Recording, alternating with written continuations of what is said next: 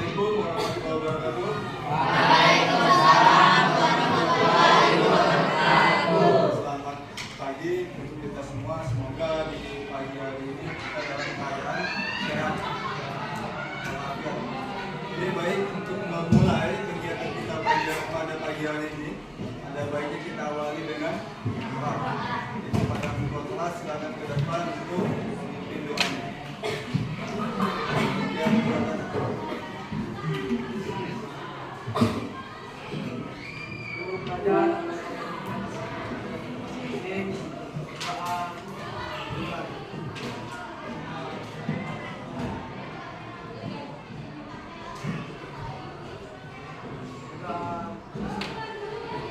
Terima kasih pada Mungkin.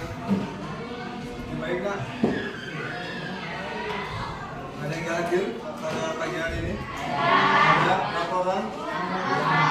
Berapa keterangannya?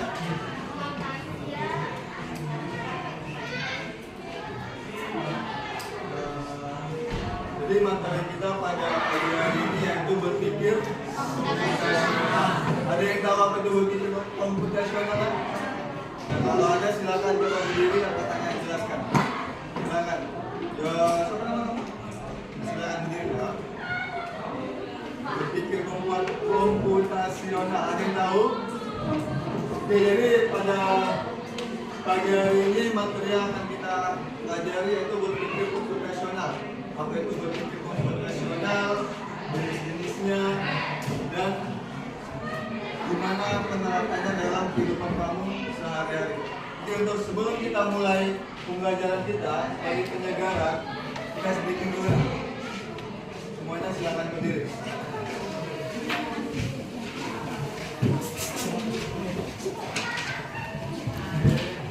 Ya.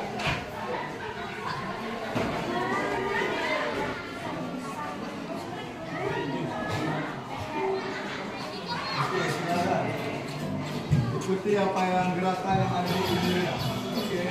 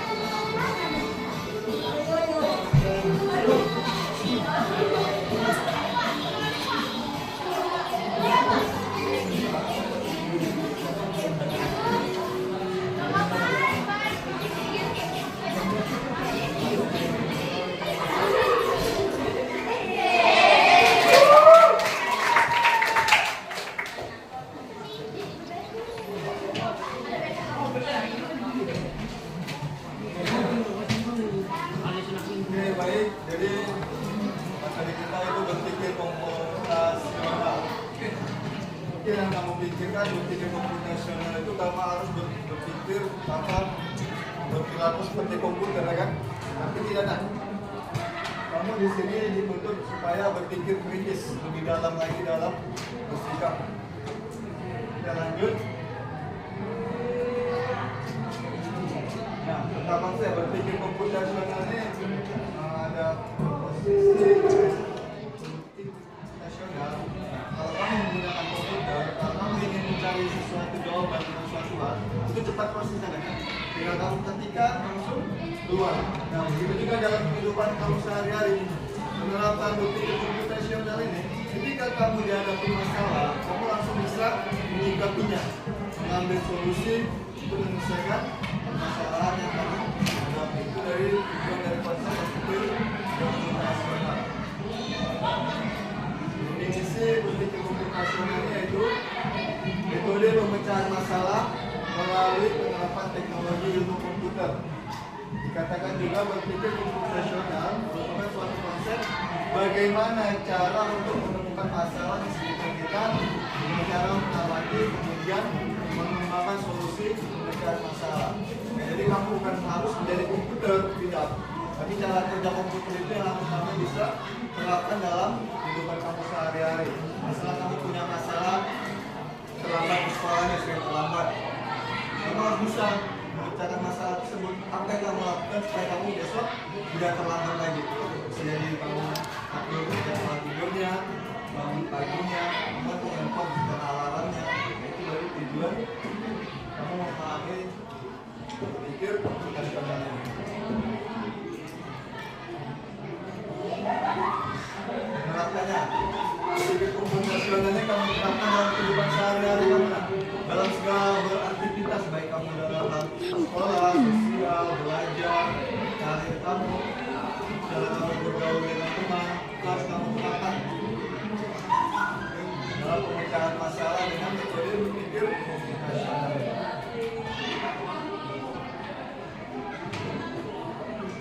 Nah, jadi setelah kamu di kelas itu satu kelas itu kan besar kan, kompleks. Nah, kamu dibagi tim setiap harinya kan, nah, dibagi roster tim ada orang, ada sedang. Nah, jadi ketika kamu pikir, kamu bagi tim kan, ada yang nyapu, ada yang ada yang bersihkan jendela. Nah, itulah konsep berpikir apa? Berpikir komputasional dengan teknik dekomposisi, membagi-bagi tugas. Jadi hal yang besar itu bisa terselesaikan dengan waktu dan singkat dan efisien. Selanjutnya ada abstraksi. Abstraksi ini merupakan salah satu proses metode berpikir komputasional yang memfokuskan kepada hal-hal yang relevan dengan masalah yang dihadapi dan mengabaikan hal-hal yang tidak perlu dalam menyelesaikan masalah. Jadi ketika kamu dapat masalah, hal-hal yang nggak penting itu yang menghambat, tapi pertama itu kamu singkirkan. Jadi kamu fokus ke hal-hal yang memang yang lebih penting, yang lebih urgent dan harus selesaikan dengan cepat. Jadi masalah-masalah yang nggak penting itu disingkirkan. Jadi kamu di abstraksi ini lebih memilih mana yang penting, mana yang enggak. Kamu lebih mendahulukan hal yang penting daripada yang enggak. Selanjutnya algoritma. Algoritma adalah berpikir dengan menggunakan rencana dan langkah-langkah. Nah, jadi di algoritma ini dia menggunakan sebaliknya langkah-langkah. Contohnya kamu kalau ingin membuat nasi goreng, gimana tahapnya apa?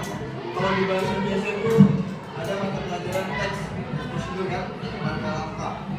Algoritma itu sama seperti langkah-langkah.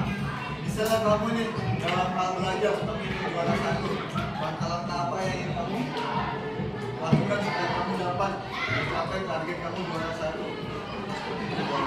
Iya, di sekolah, seperti itu langkah-langkah dari yang dimaksud dari metode teknik algoritma ini.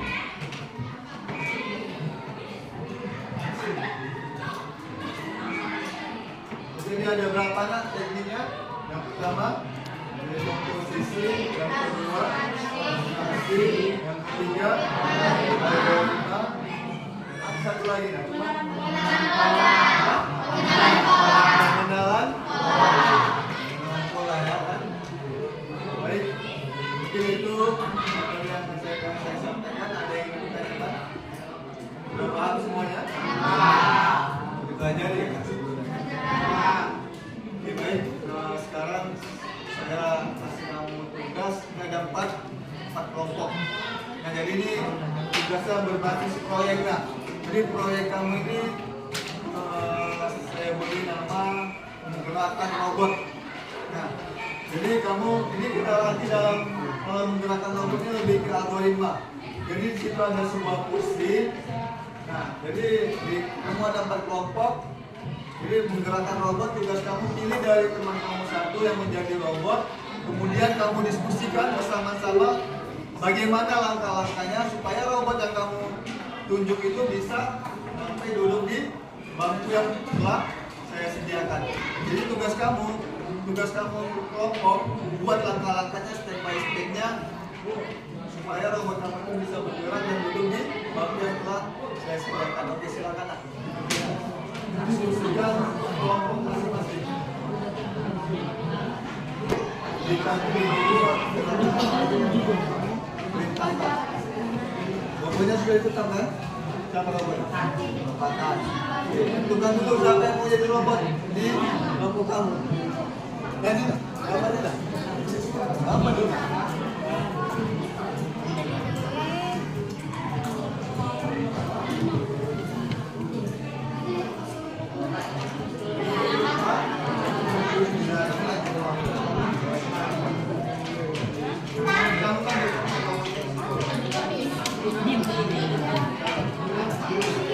Dari awal mula dia berdiri nah, belok kanan, belok kiri nah kamu.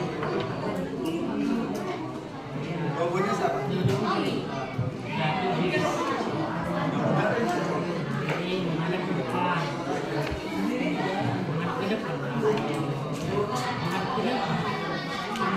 Samping mana? Ya. Sekarang diskusikan. Dari dia berdiri sampai dia duduk.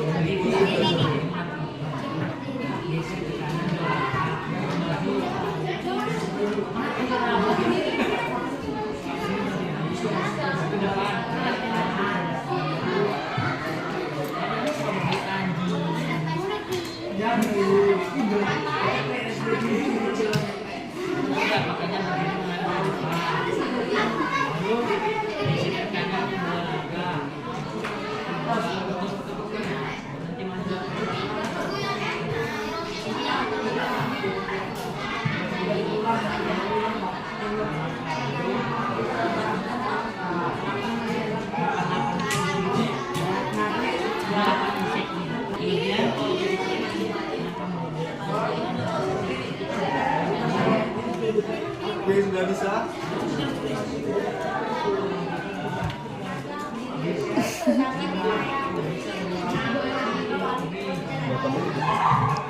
Lima belas menit.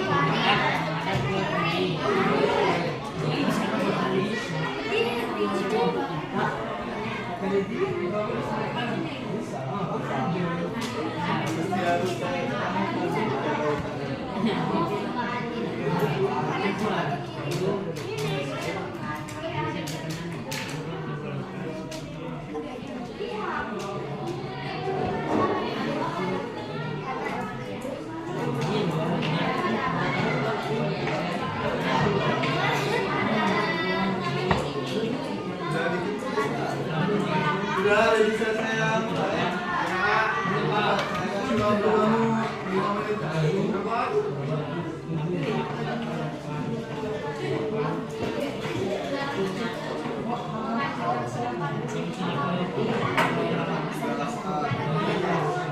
Dari mana? Dari sini atau dari situ?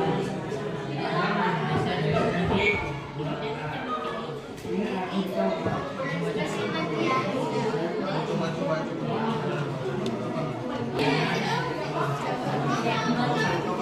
saya.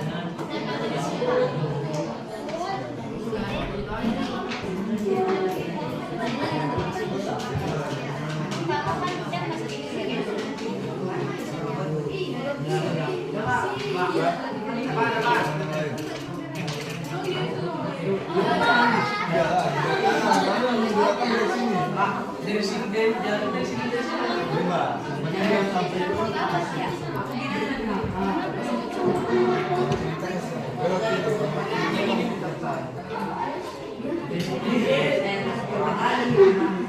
sudah. Udah selesai ya.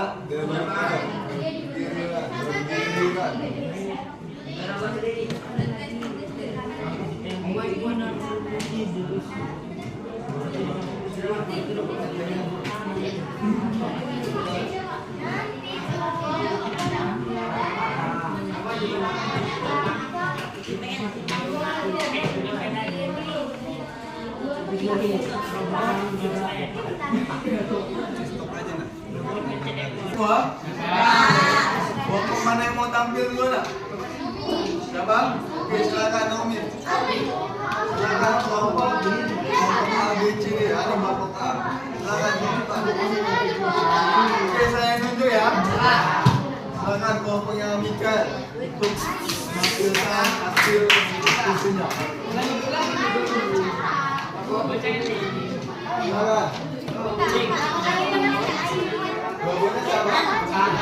Menjadi logo siapa? Kata nanti yang menggerakkan.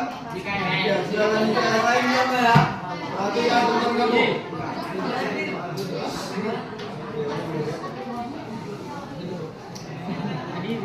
Silakan. Gerakan robotnya menggunakan kata-kata.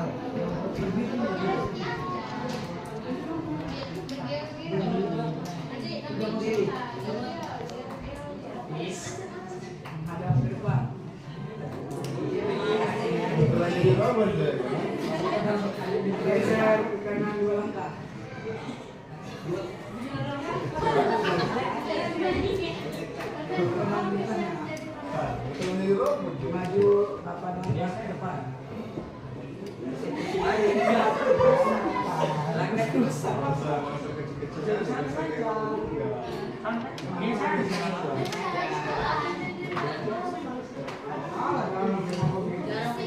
Jalannya nggak mungkin kabur juga dah. Ini kamu jalan biasa aja, nggak usah kabur.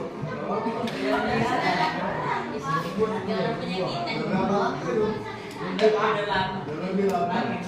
Berarti jangan nyampe ya. Berarti lebih dari 8. Berarti kan salah kan omnya. Oke, ada lagi yang silakan. Yang lain perhatikan ya. Berarti salah itu langkahnya juga. Bukan mulai. Yang lain dia. Korbannya siapa? Korbannya Rizky yang jadi penggeraknya. Silakan Cuk.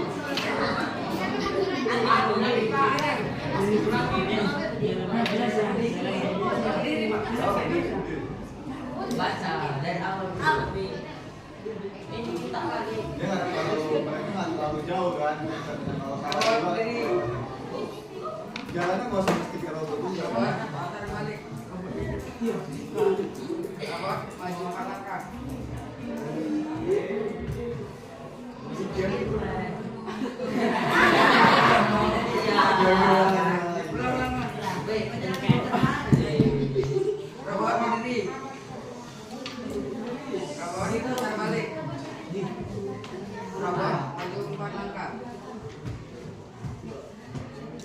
Nabrak-nabrakan aja. Putar balik. Kabur, duduk.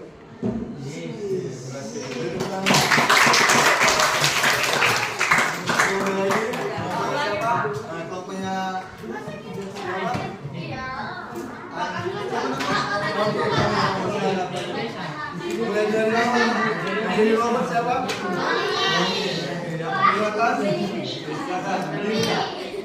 Pakai robot ya, benar robot. Kita bingung siapa yang berdiri robot.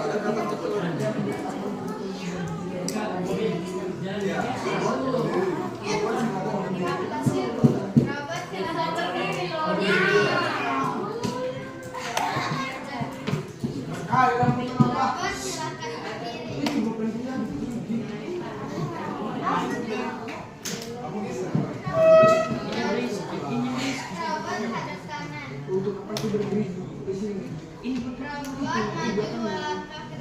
Ya,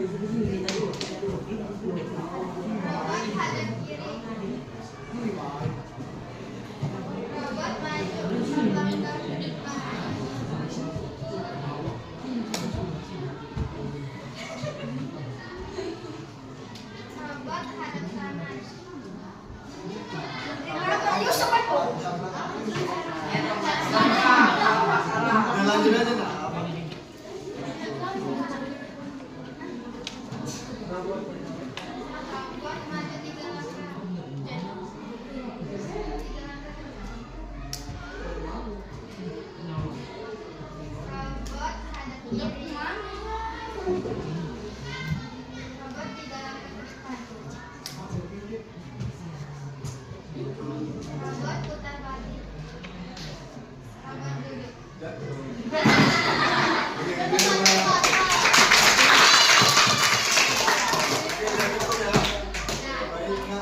Kamu pernah nggak menggunakan GPT atau AI? Apa? Mana keren tuh ngedit video kan? Kita kamu ingin edit video kamu mengubah background atau di mana apa namanya suasananya itu biasanya menggunakan prompt kan? Prompt sama seperti yang kamu terapkan tadi. Jadi prompt itu perintah. Mau kamu apakah robot itu mau kamu gimana kan? Mau gerak ke sana ke sini itu namanya prompt. Sama kayak kamu menggunakan Gemini ketika kamu ingin mengedit wajah kamu kan ada prompt. Tolong ubahkan background latar belakang foto saya itu seperti di sini, seperti di pantai gitu misalnya. Saya pernah juga kan langsung diproses sama AI-nya berdasarkan sesuai dengan prompt yang kamu perintahkan. Nah itulah tadi namanya kecerdasan artifisial lah, coding dan AI. Nah coding dan AI pengenalan dasarnya itu ya berpikir komputasional. Sama kayak kamu ingin mencari jawaban menggunakan AI kan, GPT atau tanya Meta, itu kan pasti ada prompt-nya duluan. Meta tolong jawaban soal matematika ini, gitu kan? Baru nanti diproses Meta, keluar jawabannya, jalan-jalannya, prosesnya. Itu juga yang telah kamu terapkan tadi lah. Kamu menulis itu namanya prompt, perintah. Nah, robot yang kamu gerakan tadi itulah mestinya untuk supaya mengikuti kata-kata yang kamu perintahkan. Paham sampai situ? Baik. Dengan berakhirnya pertemuan kita pada pagi hari ini. Untuk menutup kegiatan kita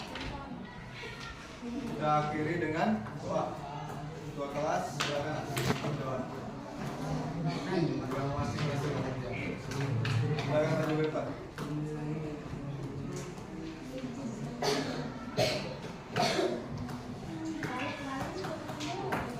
Sebelum mengakhiri pelajaran, mari kita doakan kita masing-masing. Doa dimulai.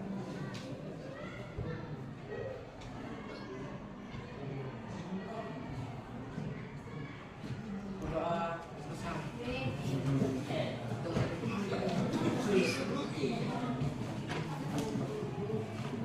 Baik nak, sudah. Sampai jumpa di pertemuan selanjutnya. Saya akhiri dengan bila taufiq wal hidayah. Assalamualaikum warahmatullahi wabarakatuh.